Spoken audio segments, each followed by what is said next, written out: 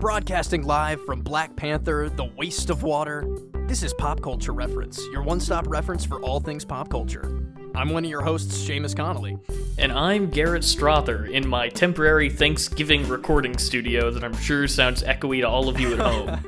Yeah, I think the dissonance between our audio qualities this week is going to be fascinating, but it'll make for interesting podcasting, I think. I apologize for a Rocketeer revisited situation here, but anyone who gets that is a real OG fan of this show. Anybody who understands that at all. Yeah, that's true. It's very true. But we're going to jump in with some news before we cover our Black Panther Wakanda Forever main segment, plus a double up on Andor's since we've been dormant for a week or two. Yeah, starting up top with the very sad loss of Kevin Conroy at age 66, the voice of Batman, most famously in Batman the Animated Series. He has been doing Batman since 92, since Animated Series started, and something I really love about Kevin Conroy, and I've always had an affinity for about his performance, is he's a very prolific Comic-Con attender. I don't know if you know that, Seamus. Oh, I actually didn't know that. But he went to a lot of different Comic-Cons, not just the big ones, and you would often hear him speak in interviews or at these panels about his relationship with Batman, and I think he has a really interesting, very traditionally theatrical approach to the character that makes him so resonant and so powerful, and that he basically had no idea who Batman was in the 90s when he walked into that interview. And I think that allowed him the freedom to pull on all these other influences that weren't Batman, Scarlet Pimpernel and Hamlet and Robin Hood, and not thinking about it as a comic book hero, but thinking about it as this tragic story of a man so overcome with guilt and rage that his mask becomes his true self. He is widely considered, I think, to be the definitive Batman. Yeah, I would probably agree with that. Any time you go back and revisit any of his works where he is Batman, they are incredible. Like, for some reason, I always underestimate how good Batman the Animated Series is until I get into it again, and then I just am washed over with the absolute talent behind every sector of that show, and he is no exception at all. Like you were saying, the deep, dark, it's almost like depression Batman in his voice in a lot of those takes that gives me a little more depth to something that is like a short form Batman that has that longevity in that larger series that I don't know if I can find in any other, even like any of the live action Batmans. Like, there's no contest really.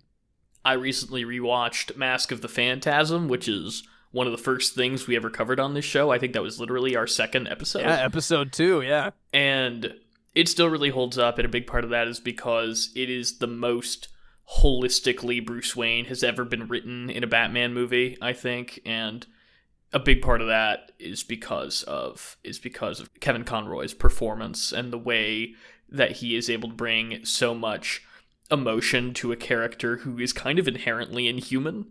My favorite portrayal of Bruce Wayne outside of Kevin Conroy is definitely Michael Keaton, and that's because he's a crazy person. Yeah, I totally know what you're talking about. Phantasm, everybody should go watch if they haven't already.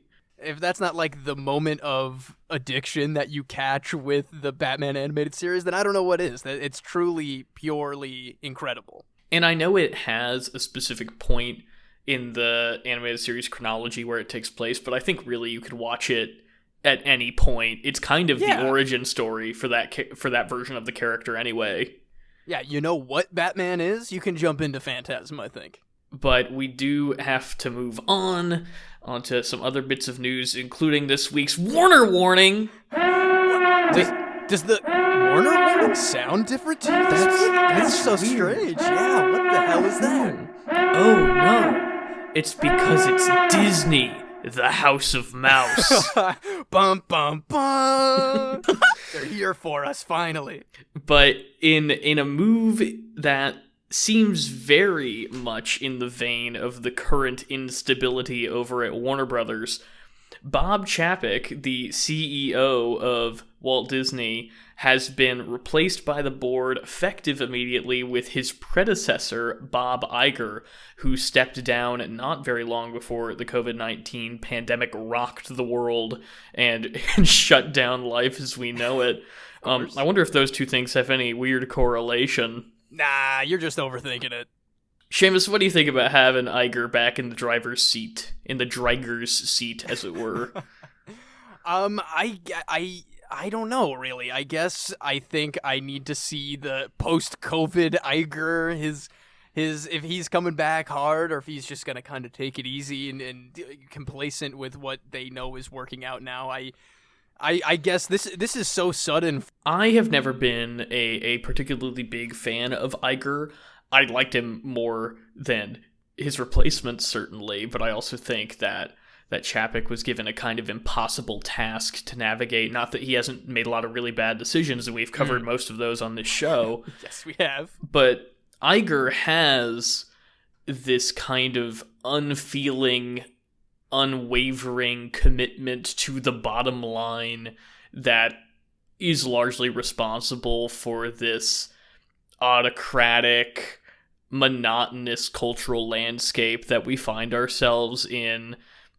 And I think that a lot of the things that are kind of being put on Chapek's shoulders are fallout from Iger's policies over the last 10, 15 years.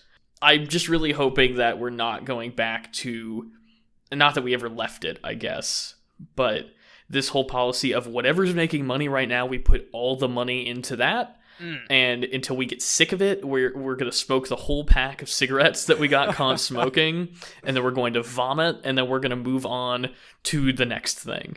Yeah, not the best way to run an entirely imaginative sector of, like Disney is everything now. If we're just going to get back to the amalgam of Disney through this again, I'm going to, I guess, just lose interest again. I feel like I wash it away. I just tuck it away into a drawer when it gets too annoying for me, and then I care less, which I guess I should probably care more at that point, but I don't know, it's like a smoke screen. I just kind of get lulled into it until I don't care enough to notice as many of those bigger, less fun decisions that Iger is known for.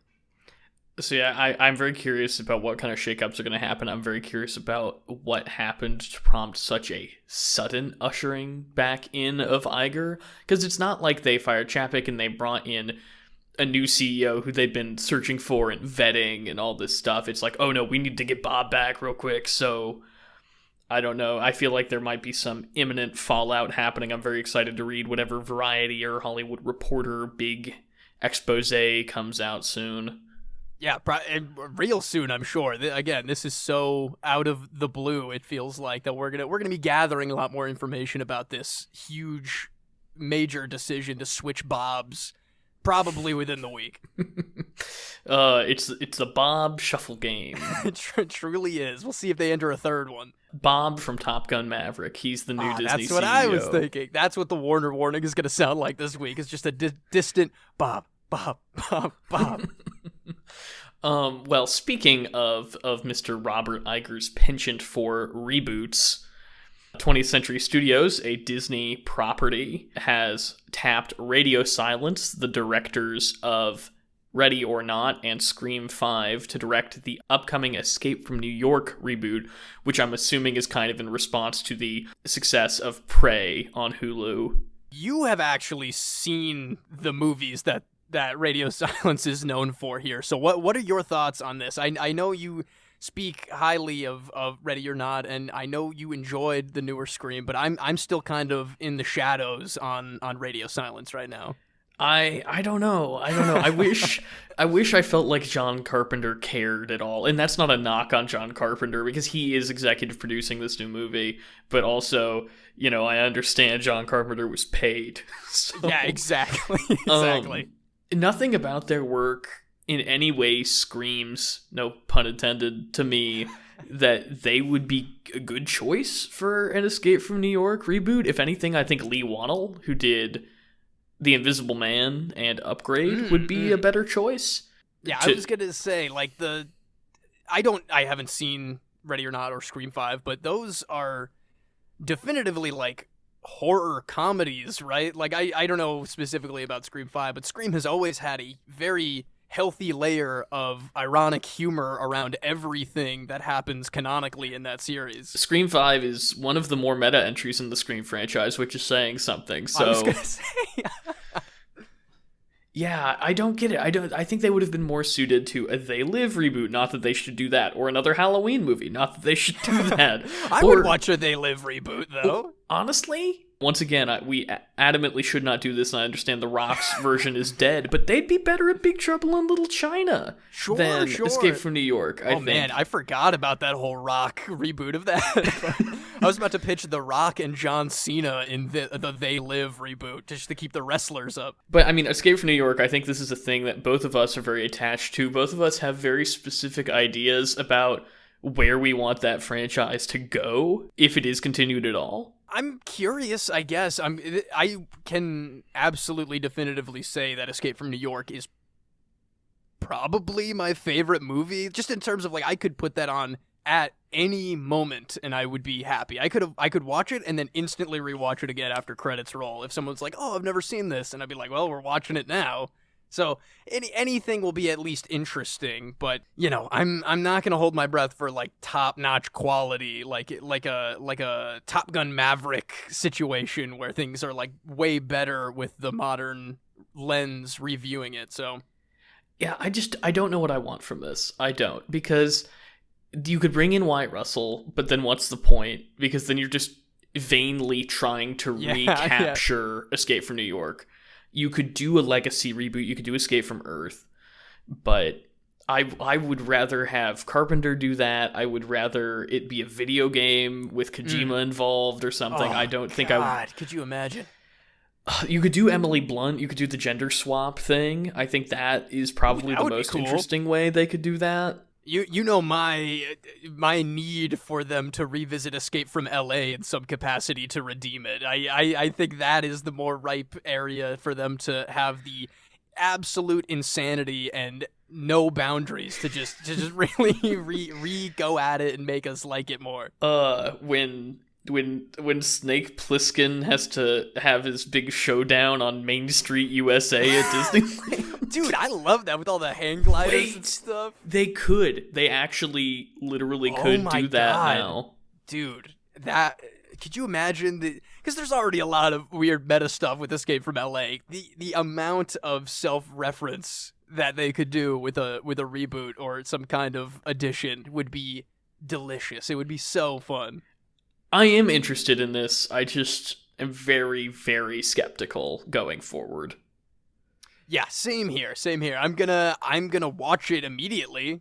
Oh, we'll be there opening night. I guarantee it. If this movie gets made. But my fear for what it will be will stand until credits roll. Agreed. And speaking of fear for very disappointing, highly anticipated sequels, should we move on to our main segment, Black Panther: Wakanda Forever? Oh, I have many thoughts, Garrett. Let's do it.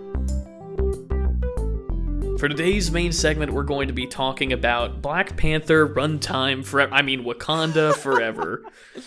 Oh, goodness gracious. Garrett, as one of the more, I was going to say highly anticipated, but like, as one of the anticipated MCU properties that we were, actually in for, what were your thoughts after this? Spoiler free. What having a little bit of time removed to kind of simmer in it. What are you thinking about Black Panther: Wakanda Forever?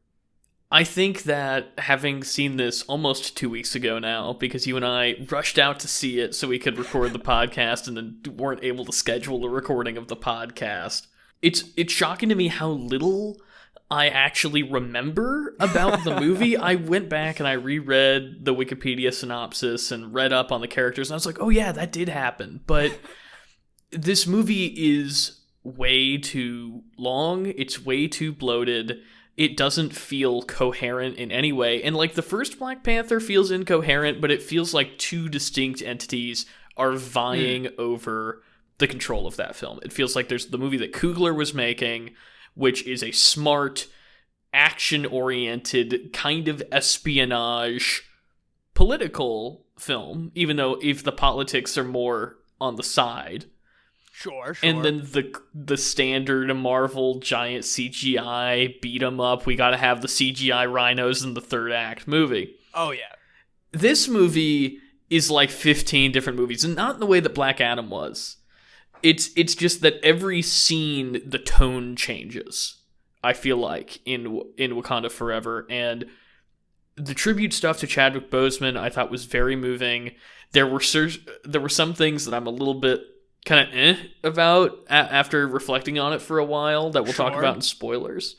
But in terms of the main conflict, I found it very difficult to become invested. I did think that the performances overall, including infamously difficult to work with Letitia Wright, were good. I didn't get enough of the characters that I wanted to see, which is weird for a movie of this length, and that it meandered in such a way that left me very disengaged. What about you, Seamus? I can't agree enough with you with what you're saying. The length was, it's a Marvel movie. I went in knowing that Marvel movies are long, especially when they're trying to make it like one of the more important Marvel movies. But I just couldn't find myself finding something or someone to actually care about in this movie, Like I feel like I wanted to care a lot about like the main plot stuff. I think a lot of the memoriam things they did for Chadwick and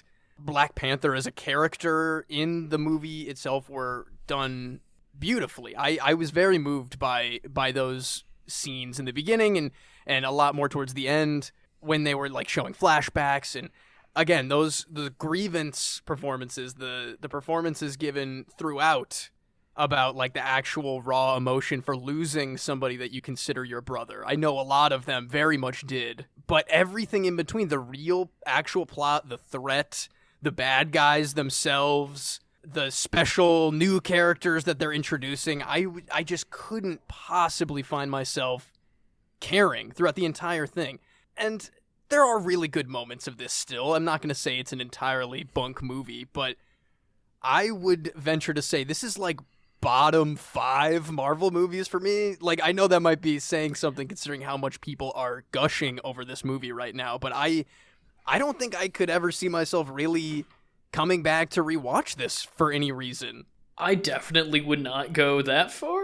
Yeah, I knew that you wouldn't quite agree with me on that, but even other Marvel movies I have problems with, I find myself caring at least a little bit more about the actual plot. But this one, it just felt like it almost felt like they were buying time between the original stuff where how they open up the movie and all the heartfelt Chadwick stuff and the end heartfelt Chadwick stuff. I just felt like they were filling 4 hours worth of Marvel things that didn't really matter to me. It becomes very clear, and I've read about this in the time that has elapsed since we saw the movie, that Coogler had written a full script with Namor or Namor, whichever one you want to call him, because the movie can't decide. do they flip-flop on that? They do, because anytime he says his name, it's Namor. Because, spoilers, we'll get into that. But then Sure. anytime the Wakandans are talking about him, they're like, Namor, like he is in the comics. I know that this was a movie that was written with T'Challa still in it, with a very different approach in mind. And then they kind of had to lay this other movie on top of it. And I think that there are some of those things that were changed that were very effective. But on the other hand, I think they probably should have given Coogler enough time to completely overhaul this story, because it becomes clear that it's a movie that was written one way and then changed to be another way. I think structurally you feel that dissonance. Yeah, you definitely do. And our theater wasn't like super packed or anything, and I feel like maybe with a full excited crowd. But the kids that were excited in our crowd, we were more annoyed by, and that's not their fault really, but I think that we were so nonplussed that when there would be a classic Marvel, vision lifting Thor's hammer moment, and we were just sitting there like, huh? And they were like, yeah, baby! Yeah, just fully standing up in their and I mean, like, God bless him. I didn't want to talk too badly about this movie right after we finished it either. I'm not trying to ruin it for any children who enjoyed it, but like, as an adult who likes movies, I was just not really having it. I agree. I completely agree. And I think to do a post-mortem autopsy on this dud, or not complete dud. That's the thing, though. I think we should probably move into spoilers. I think we really, really should. I know we've both got a lot to say. I want to start right off the bat, just so we don't have to talk about her anymore. Riri Williams, Ironheart, I had no problem with the way they were approaching her. I felt like she had no place in the story as it was written, and every time she was on screen, it was just a distraction. 100% agree. Honestly, Ironheart was the thing I was one of the most excited about for this movie, and I was just like, whatever. The Ironheart suit looks real goofy. I even prefer the prototype Ironheart suit, with all the wires and stuff hanging out, just like the weird mech suit shell that she had going on. But once she gets to Ironheart Prime, I was just like, this isn't anything. What is even happening here? This is the unfortunate endpoint of the nanotechification of the Iron Man suit throughout the Marvel franchise, I think, where we've hit this limit where it just looks like some kind of weird cartoon. It doesn't look physical in any way. Yeah, there's the whole third act fight showdown between the Wakandans and the Atlanteans in the middle of the ocean just looked insane to me. Like, I would say, like, oh, it looked like a video game, but it was even more distracting than like a video game cutscene level CGI mishmash to me. It is a worse third act than the first Black Panther, and that's saying something, unfortunately, because that's by far the worst part of that first movie. The one part I did like was when, spoilers, we're really starting at the end here, Shuri becomes Black Panther, and she runs along the side of the ship and, like, is cutting people down off ropes and stuff. I thought that was pretty sick. Oh, yeah, I can get behind that. I mean, right up until a few minutes later when people are being straight up impaled through the chest, nary a drop of blood to be seen. And I know it's a Disney thing. I know it's PG-13 or whatever, but, like, she gets impaled. She walks away. It makes it feel so weightless that they're like, I don't care when people are getting impaled. I'd rather them just not get impaled because there's no gravity to it. We're kind of jumping from the very end to the very beginning here, where the very first thing that happens is an incredibly emotional off-screen death scene of T'Challa, where Shuri is desperately trying to synthesize the heart-shaped herb that is going to, I guess, cure him of the mystery disease that he has. And it's like they started with the absolute, one of the most impactful, real emotional moments in, I mean, the MCU as a whole, this phase, whatever you want to call it. I was pretty shocked that they were going right away, right off the bat, and doing it in a realistic realistic, whatever, quote unquote. When she's trying to 3D print organic matter in her fancy vibranium lab. I'm more saying, like, the parallels of Chadwick Boseman died from a terminal illness, and so did T'Challa in this way that really breaks down these characters in the beginning, in where their emotional state is kind of hovering throughout the entire movie. And it's like they started with that impact, and then everything else in the entire 2.5-hour movie was like left by the wayside. They're just like, well, we did the important part, and now everything else, the stakes are lower, and, things are less important in every way, because, I mean, I pretty much knew no one else was really going to die. Nobody major was really going to die. Well, okay. Is that true? Is that true at all, Seamus?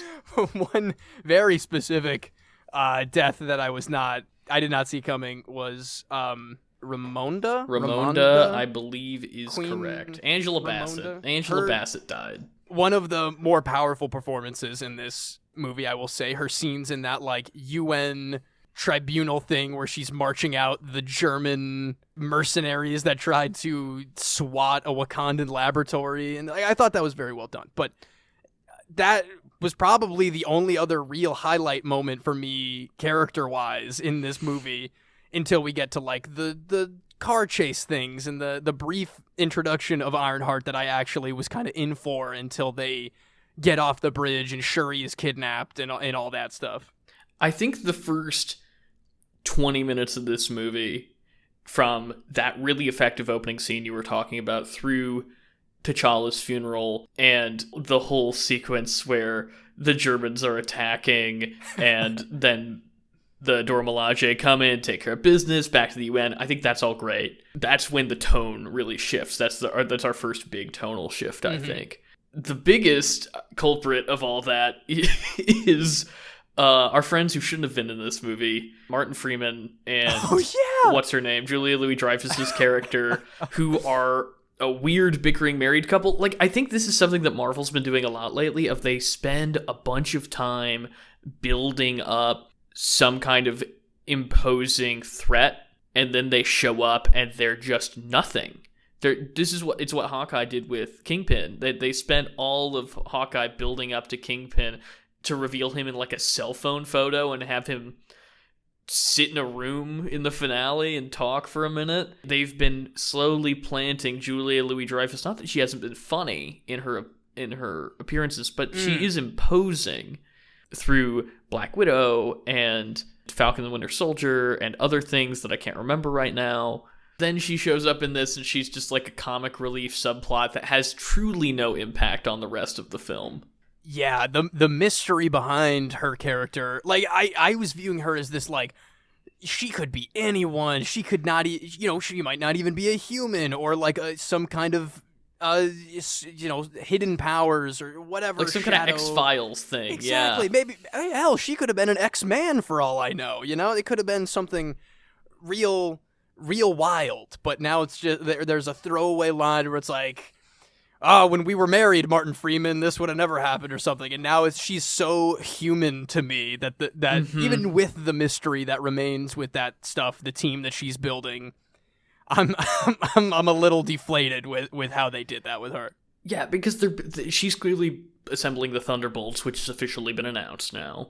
I don't care. I didn't care about the Thunderbolts to begin with, but now I really, really don't care about the Thunderbolts, because what are we even doing here? Yeah, I don't know. And when the Secret Invasion trailer came out, we were like, oh, Martin Freeman, he's on the run. What did he do? And now when that stuff is going to come up in Secret Invasion again, we're just going to be like, wow, yeah, right. That weird, lame subplot where they just keep running into Martin Freeman, where he ultimately just he's just kind of a patsy. Like, nothing really comes out of his character involvement in all of that Wakandan stuff. If I felt like any of his stuff in this movie had been setting up something cool for Secret Invasion, I would be a little bit more okay with it, but it's not cool. He doesn't do anything interesting in this movie. He is way more interesting in the first movie, and he's not very interesting in the first movie. Oh my god. Well, did you know that the Wakandans saved his life, Garrett? Did you know that? Wow. Did you know that Isn't that crazy? His life was saved by them, and he owes them so much?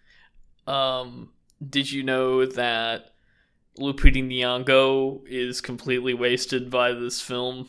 I did know that, Garrett, weirdly enough. I agree with that. My God.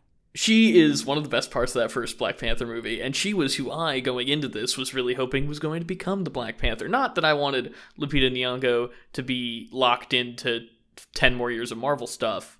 Because how cool would that have been, though, right? Like, that at least it would have been a more interesting twist on how they were taking the new era of Black Panthers in Wakanda, because now it just feels like, oh, we had this time of great sorrow and now we're completely defenseless, and now it's just like, oh, we're right back to the regular version of everything that we were sad about, so it's fine now. Because they kind of try to do a thing with Shuri similar to what they do with Killmonger and T'Challa in the first film, where her and Namor have this relationship where Namor is able to impact her ideologically and have her change her mind about certain things, certain policies that Wakanda has.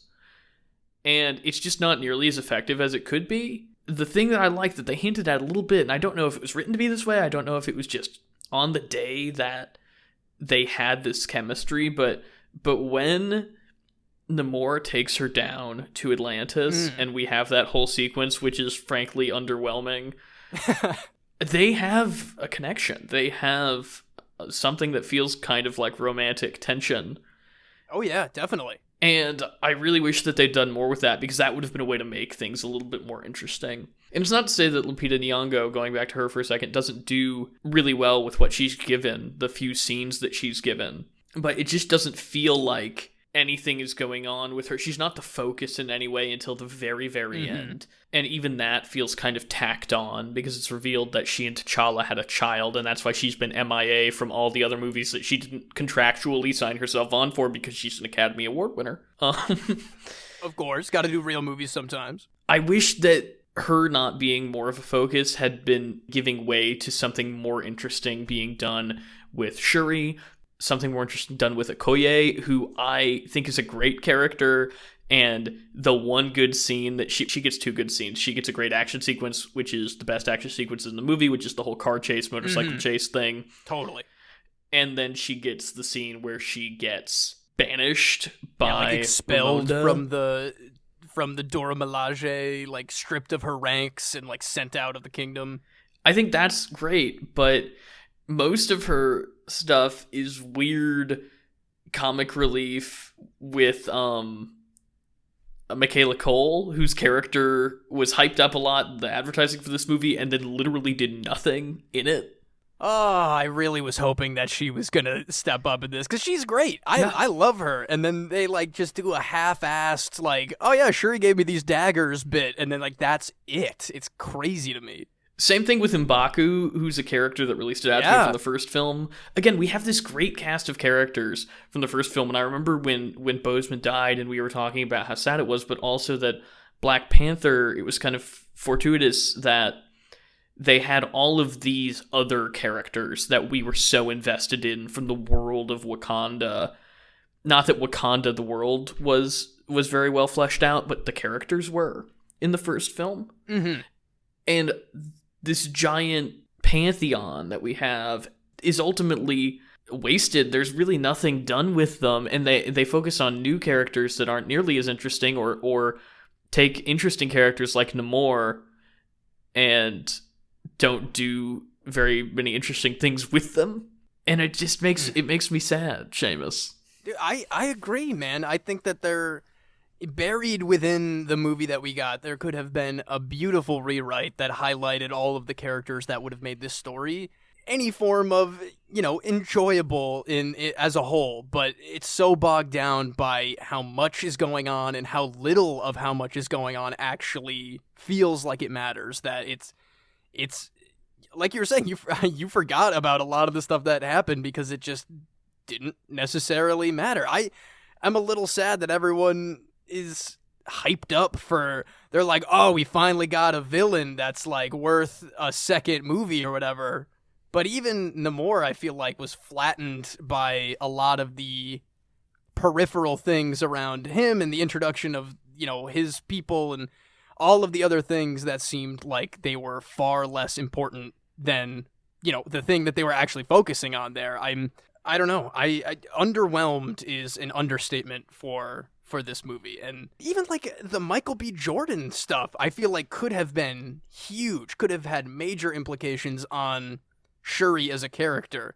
But even like the, our 20-minute fake out of like she goes into her afterlife visions and he is like kind of almost convincing her that the reason that he is the vision that she sees is because she wants this kind of revenge, or she has this unfinished business within her that is going to bleed out into her role as the Black Panther. But then they just kind of shelf that, and she's like, whatever, just noble, regular, ascending to the Black Panther with no problems, when it seems like that could have been a really interesting way to have her struggle with that role more than what they did. Because again, that was like the very end of the movie. I feel like 2 hours into this movie we get all that, and then it doesn't really matter anyway in the end.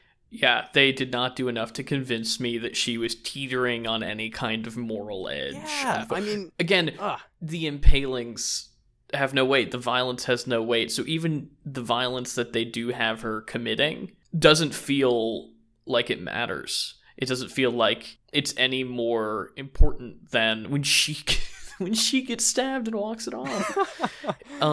I'm also going to apologize to anybody who can hear on mic the nice bass trap music that's coming from a room nearby. What do you want to say about Black Panther, Seamus? I feel like I'm one thing that sticks in my head that they tried to personify Ironheart as like this Chicago girl, and like they do like, oh, she's got like a Chicago Bulls pillow in her dorm and like a Chicago flag hanging over her window, and then at the end they're like, okay, yeah, Chicago Bulls, sure, we got a reference in there. And at the end, the only other thing that she says is like, hey, come to Chicago sometime, we'll catch a Bulls game. And I'm like, do they know anything about Chicago? Like, are they gonna do anything with that? I was a little disappointed that I guess I'm a little disappointed in Ironheart as a whole, but that also just kind of made me laugh that they just used the same Chicago reference twice. I did see today, actually, that they have filed a bunch of permits for the Loop and mostly the north side of Chicago for filming the Ironheart series, Disney Plus series. How far north? Not to you. Damn it. No. even though I didn't love her in this movie, that would have been cool to see, but I don't know, maybe they're just going to fly through the United Center once an episode in that show and just rub the Michael Jordan statue or something. There you go. Perfect. Holding up a sign that says, I'm Union. Exactly. Speaking of locations, though, I am frustrated that I really hoped Wakanda would feel more like a country in this. Oh, and not like a completely CGI'd green screen set for pretty much the entire time they're in it. Once again, Wakanda feels like there's the palace, and there's one street in Wakanda, and then there's just fields, and that's it. Yeah, it is fairly distracting when it's... Because they do... What is it? I keep forgetting the name of that stupid thing they use all the time now. The view, the volume? The volume, yeah, the view with Whoopi Goldberg's coming on. I think it's so much more noticeable now than it ever has been when they're just like straight up standing like 6 inches in front of it. You know, it's so noticeable. Yeah, there are examples of really good uses of the volume, I think, that we can talk about here in a minute. But first, we're going to get to our final thoughts on Wakanda Forever. I'm doing the Wakanda Forever thing, even though I don't have to be. God bless you, Gary. God bless you. But I mean, final wrap-up thoughts. I wish this movie was better. I think that there could have been a very touching in-universe short film that could have paid that respect to Chadwick Boseman and his legacy, and they could have almost just made that like a 30 to 40 minute tribute that's in the world of the MCU rather than like just bloating this movie out and making some of the only good parts. They highlight just how boring and how uninteresting the rest of the actual MCU of it all is. They could have made a Disney Plus tribute that would have gotten a bajillion watches on day one, and then made Black Panther Wakanda Forever with a little more of a finer point on what was actually happening for 2 hours and 45 minutes. But, you know, we got what we got, and I will still stand by that it was a very touching tribute, and the performances of grief from the entire cast feel incredibly real because they are incredibly real, and that definitely adds a lot of the depth to the parts that I actually think were done well. I'm going to disagree with you slightly and say that I think that them dealing with the fallout of Chadwick's death had to be a full film. And I wish that the primary storyline had felt more connected thematically to grief and overcoming grief, because that is a really compelling story source. I mean, there's a reason that so many films begin with the main character's loved one dying, even if it's not a sequel, is because it's a really interesting, really moving way to explore and motivate characters. And I thought that Angela Bassett's role, Ramonda's role, was written from that standpoint very, very well. That her story felt wholly motivated by the loss of her son. and that Shuri's motivations seem to be coming from so many different places and so out of left field and so inconsistent with the character that's been established before, and also, frankly, that she was one of the less established Wakandans to begin with. I think all of that makes it feel very confusing and very muddled, and that it could have worked as a full tribute to Boseman, and that they weren't able to work it in the same way. And it doesn't get to play by Paul Walker rules because they couldn't have Boseman in this movie at all. So I understand why, there's a movie where the story doesn't matter, and then it's just it's a stupid Fast and the Furious movie for, 2 hours, and then the last 20 minutes, they're like, okay, now we're going to do the part where we talk about Paul Walker. And I know why they couldn't do that, but it kind of almost feels like that's what they did.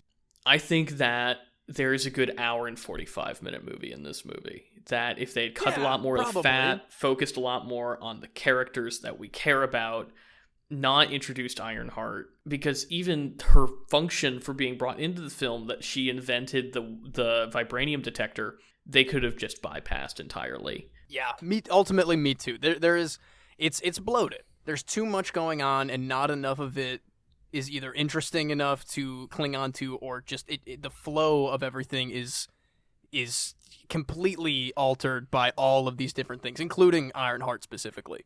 But should we move on to our pop culture reference of the episode? Ooh, let's do it.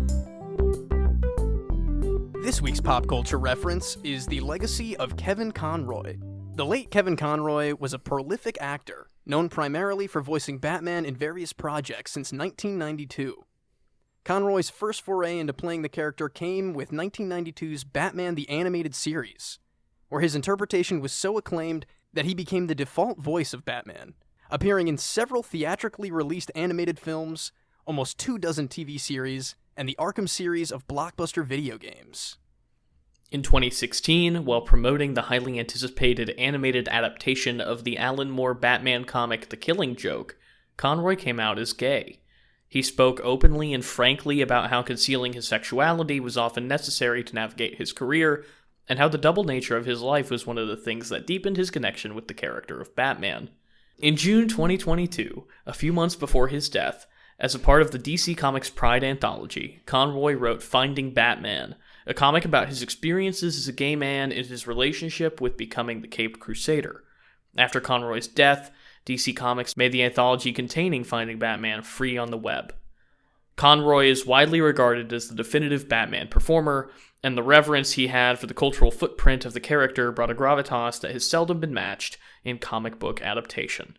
I am one of the few people that is a Killing Joke apologist. It's not the best movie I've ever seen, and far from the best Batman thing that has come out, but I still think his performance in that was amazing, and everyone else in that movie, of course, too, but I actually didn't know about Finding Batman at all until right now, and that has got me more curious than anything to go check that out now that I know that it's free to access. It is unfortunately behind you gotta sign up for a DC Comics account, which I think is really dumb. Apologies to the late Kevin Conroy, but I did read a pirated PDF of Finding Batman back when it came out in June. And it is still worth checking out, definitely worth signing up for that DC Comics account, because it's a really, really well-written comics, and something that makes me think how much I'd like to have seen Kevin Conroy step more into writing comics, and that he could have made some really interesting, intimate work. I think not just, Batman stories, or not that this is a Batman story, it's a story about himself. It's really, really worth reading. I think it does a better job of articulating his connection with Batman than anything you or I could say ever will. Well, that's definitely shot to the top of my reading list. Sorry, Star Wars, from a certain point of view. You're getting pushed down again, but... Once again. When's the last time that was open? I started it the other day. I like that first one pretty damn well. I more than I've ever done. But this is not a Star Wars podcast. This is a Star Wars podcast. Oh, yeah. Well, yeah, there you go. Let's go ahead and move on to Star Noirs. Now it's time for Star Noirs, where we're going to be breaking down episode 10 and 11 of the Disney Plus original series, Andor. This week we're covering, as previously mentioned, both episodes 10 and 11, and despite the fact that they are so different, Seamus, I just think for logistical purposes we have to kind of cover them as one, don't you? I think that's probably a good idea. I've got a lot to say. Well, I guess I've got more to say about one than the other, but I think it would be good to kind of mash them up together, considering we have one episode left of this show, and then I don't know what I'm going to do with my life for the next, 2 years until the next season comes out. And by the time this episode of the podcast comes out, the season finale will be out, so pretty crazy.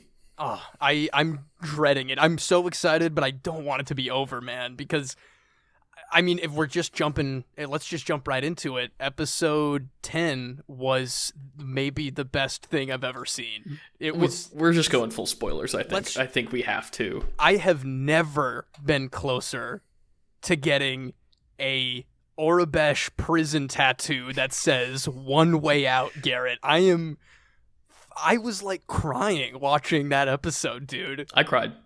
I did. I don't know if a Star Wars show or film has ever made me cry. I know that you and I talked about how we felt like Andy Serkis was going to be this kind of obstacle to breaking out and everything, and I never could have foreseen the way that they used that character in this episode and how moving his journey could be. Especially considering that episode 10 picks up seconds after episode 9 ends. No more than 12. We thought that was the spine-tingling moment. And then they go right away into the plan, his introduction into this escape plan that he has, up until this point, just fully discouraged in place of just keeping your head down and finishing your shifts until you get to go home. But my God, just in the one episode alone, his role of leader in this prison, in this one room, on this one floor of this mega prison, turning into the catalyst inspired by Cassian to get people on their feet, to make it out, to, one way out, Garrett. I think about that phrase once a day now, at the very least. It is truly inspiring. I just love this idea that this character who is leading such a seemingly insignificant life, thrown away into the darkest dark, feels like he has no purpose left but liberation, can not only save, or at least attempt to save, give the opportunity of salvation to these hundreds of men, but that indirectly he is the reason that the universe is saved. That by freeing Cassian, the rebellion is facilitated, the destruction of the Death Star is possible, the defeating of the entire system that locked him up in that prison is attainable. I've been racking my brain since this episode came out, and I want to know your thoughts on this. It's clear what kind of prison they're in from the day that they get there. They are in the ocean. They are in an underwater facility that is complete maximum security. Do you think he knew that he wasn't making it out of there? He doesn't know how to swim. He's in an ocean prison. I think part of the gut punch of that last moment where he says, "I can't swim," and we'll never find out what happened to him. That would be a dream if we never find out what happens to them. If they, I want this character to have the noble existence that he holds right now, and they're not going to just drag him back for some supplementary roles that he's eventually just going to get killed in anyway. Yeah. I think the true beauty of that moment is in the fact that it's so clear that he's been so caught up in surviving, been so caught up in the moment-to-moment adrenaline of this breakout that it's not even occurred to him up until that point. That goes along with his incredibly powerful intercom takeover speech. As long as you're fighting to your last breath, it doesn't matter. If you make it out of the room, you make it down the hallway. If you make it down the hallway, go up a level. Find the people that are lost. Find the people that are confused. Point them in the right direction. Get your freedom. And even that is the selflessness of his role in that prison break is, God, I was just going to work depressed that day. That is a purely good character, like in his soul. Even thinking back now when we were thinking about how Andy Serkis was more probably going to be an obstacle in this prison break, looking back now, he cares so much for the people that are technically under his watch in a way that, like, yes, he's very stern and he yells at them and he threatens them and he tells them to not think about anything other than just work, but like he gives so much of a damn about the actual people that are in his squad, in his floor, that once it gets to the, you know, the moment of him yelling attack and them making their move when the new guy's coming down the elevator, it all comes together for this character that he maybe doesn't even care too much that he will eventually face the downfall of his freedom cry, that in the moment of feeling the sunshine and breathing the fresh air, that it doesn't even matter for him because he's there with the people that he, you know, gave any kind of damn about for the first time for those people in however long they've been in this prison. And it's just, it makes that character so much more bittersweet in the end when Cassian's going to try to help him. He was going to him to presumably try to find some kind of solution to him to get off, and it just doesn't matter.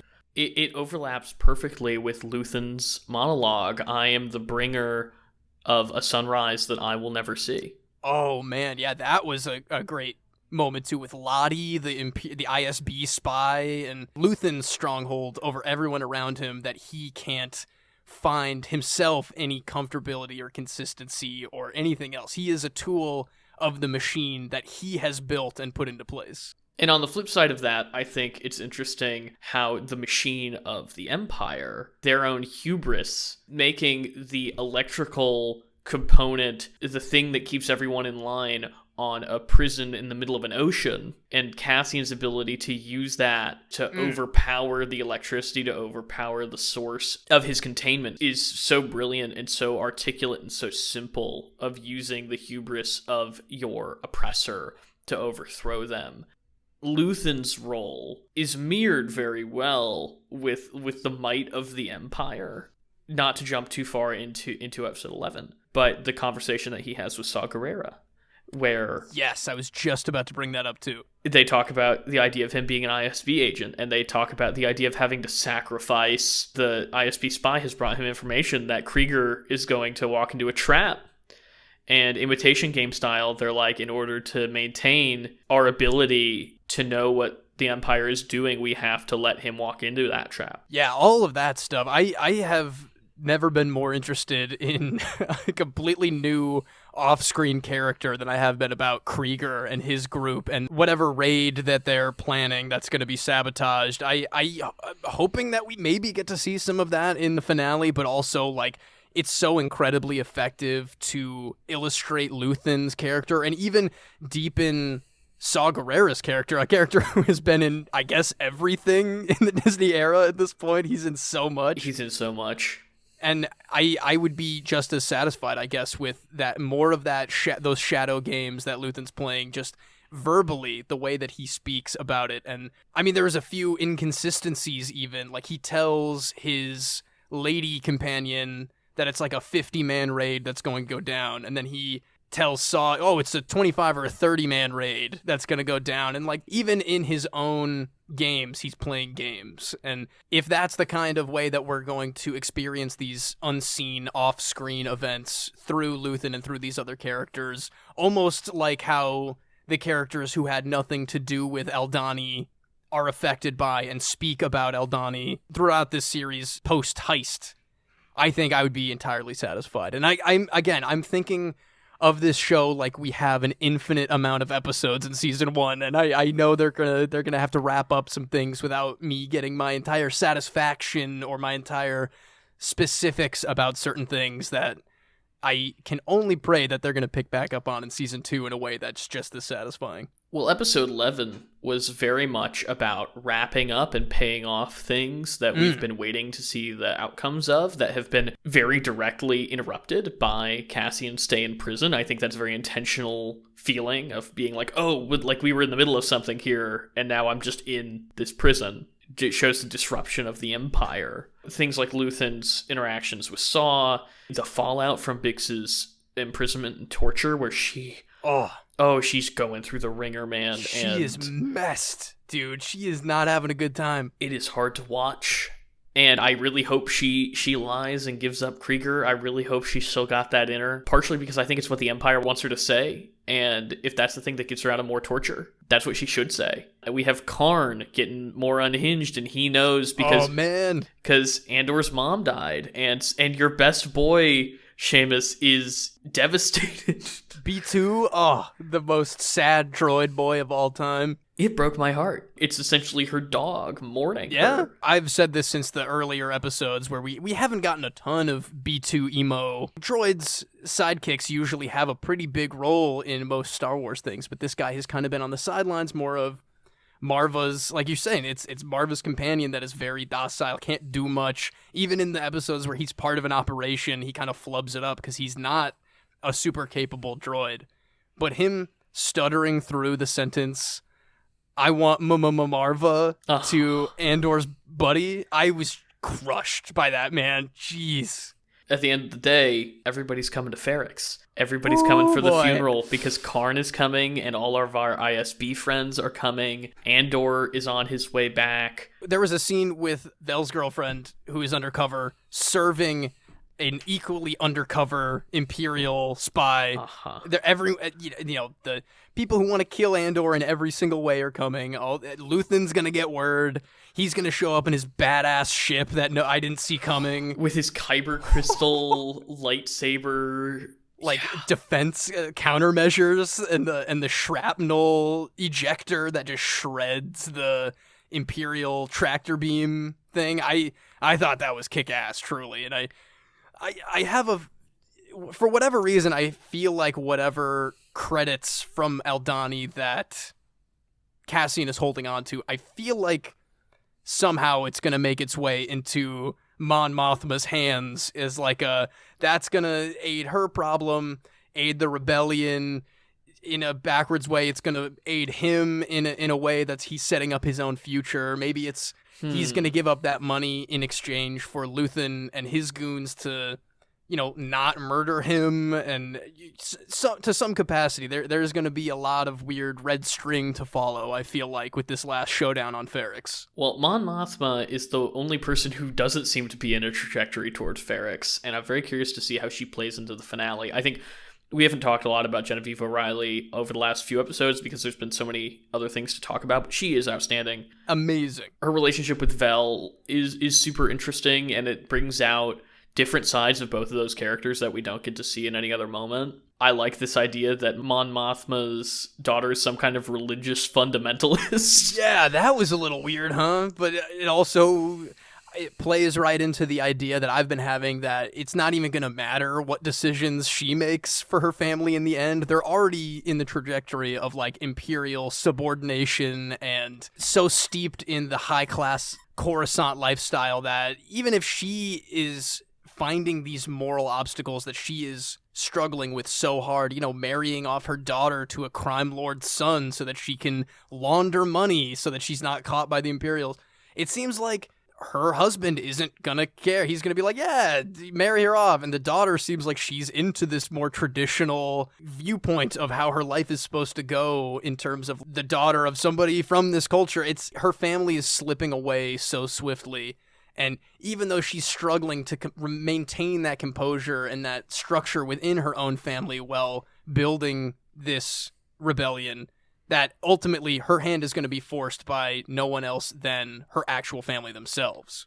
And she alludes to having some kind of plan in episode 11, her own version of a one-way out, and I'm very curious about what that's going to look like. I don't know if that's going to be doubling down on the rebellion. I don't know if that's going to be betraying Luthen, which I think would be a really interesting way for his character to kind of fizzle out. I don't think that's the way it's going, because we would know that about that character, I think, otherwise. But it could be her little speech that she does in the Senate before she runs off with our friends on the Ghost in Star Wars Rebels. She's really the talkiest part of the show. She's the least action-oriented. But when you boil her scenes down to her talking to her old friend about the arranged marriage stuff with the creepy money guy, and just her performances of slowly fading of, desperate hope for being brought out of the danger that she's in to facing the facts that her own choices in joining this rebellion and aiding and funding and doing all these behind the scenes things, it's ultimately she now has to face her life within this war and the war that she is starting. And it's fascinating to see every single time there's a very dry Coruscant dinner party at her house. I'm loving it. But should we walk on over and save the rec center? Let's do it.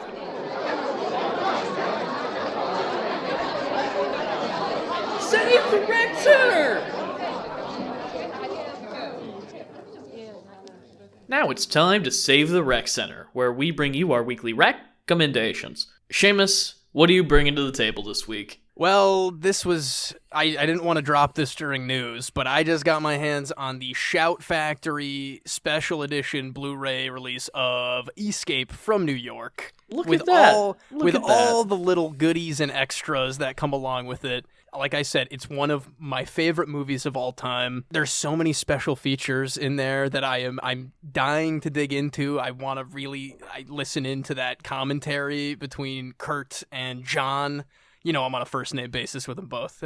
Obviously. Kurt Russell, friend of the show. Of course, friend of the show. It's so good. I guess, I don't know if I'm specifically rec-centering this Blu-ray or whatever, but this movie, if you have not seen it, I truly believe to be maybe the pinnacle of 80s action insanity. It's maybe the weirdest movie I've ever seen, and that includes a lot of other John Carpenter, Kurt Russell features that are just also incredible, but somehow... Mama, baby. Somehow not as weird and enjoyable and somehow dark as Escape from New York is. I think Kurt Russell is incredible. Ernest Borgnine as Cabby is iconic, throwing Molotovs out the roof of his cab. What a picture. I've seen that movie enough times to pinpoint the moment in the shot where the helicopters are coming into the third act that one of the extras doesn't move out in time and gets trucked by one of the other extras to get out of frame. I don't know if you know what I'm talking about, but look for that. But that's awesome. Oh, I look for it every time, and it's always funny. But I guess just if you haven't seen this movie, what are you even doing listening to this show specifically? And if you have, just go rewatch it again. It's timeless. It's perfect, and I guess it would be fairly in time for whatever reboot thing is happening with 20th Century Fox. I've been eyeing that Shout Factory Blu-ray for many years now, Seamus, and I'm glad to hear that you've got your hands on it. Oh yeah, I'll bring it around. We'll just listen to the commentary track together like it's a podcast, like it's silently on your couch. I do love commentary tracks, and they have some of the great ones, those two. They're just little buddies. But what do you got to save the rec center this week, Garrett? I've got a very weird rec center this week. Ooh, okay. GQ released a new profile of James Cameron, anticipating the upcoming release of Avatar: The Way of Water. And it is exactly as cuckoo bananas as you would like it to be, because the brilliance of James Cameron now is that he is still a huge egomaniac who thinks he is right about everything, except he's mellowed enough. He's able to acknowledge now that, he's like, I used to be a real jerk back when I was, in the 80s and 90s making all my crazy movies, and now I'm nicer. I'm a nicer guy, but also I'm right about everything, and I am God. And that sounds about right. It's endearing, I think, now. It's gone from being, like, off-putting to endearing, and you know how much I love Cameron's work.